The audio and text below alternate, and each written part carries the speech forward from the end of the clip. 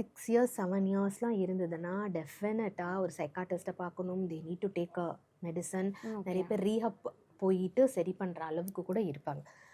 But ஒரு காமனா எல்லா ஏஜ் கேட்டகரியிலையும் உள்ளவங்களுக்குமே அதான் எடுத்தாகணும். ஓகே, ஏன்னா 7 இயர்ஸ் 8 இயர்ஸ் இருக்கிறவங்களுக்கெல்லாம் வந்துட்டு அகெயின் அது ஒரு சைக்காட்டிஸ்ட் ஒரு டாக்டர் அவங்க பார்க்கும்போது தான் அவங்க வந்து சஜஸ்ட் பண்ணுவாங்க. ஏன்னா பாடி பார்ட்ஸ் எந்த அளவுக்கு ஆயிருக்கும்.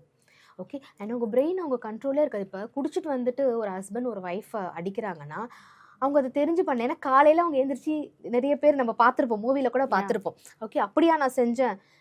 ஏன்னா அவங்க brain will not work. Okay, அந்த பிரெயின் கண்ட்ரோல்லே இருக்காது. அந்த conscious brain will never work. அவன் என்ன நடக்குது என்னன்னே தெரியாது அவங்களுக்கு. அப்போ ஏதோ சப்ஸ்டன்ஸ் அவங்கள வந்து செயல்படுத்துது, அதுதான் அவங்க வந்து இன்ஸ்ட்ரக்ஷனாக வந்து எடுத்துக்கிறாங்க. அப்படி இருக்கும்போது தே நீட் டு டேக் மெடிகேஷன்ஸ். அதுக்கான ப்ராப்பர் விஷயங்கள்லாம் பண்ணணும். இப்போ 1 மாதம் இருக்குது, 6 மாதம், 1 வருஷத்துக்குள்ளே இருக்குது.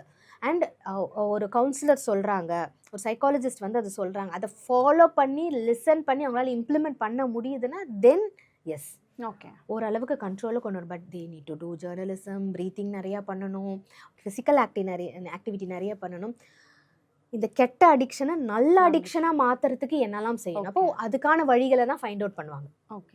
ஓகே, புக்ஸ் படிக்கிறதா, டான்ஸ் பண்ணணுமா, இல்லை என்ன செஞ்சால் அவங்களுக்கு அது குட் அடிக்ஷனாக மாறுன்றத அதுதான் ஒரு எக்ஸ்பர்ட் வந்து ஹெல்ப் பண்ணுவாங்க. பட் அந்த டியூரேஷனை பொறுத்து தான் நம்ம டிசைட் பண்ண முடியும்.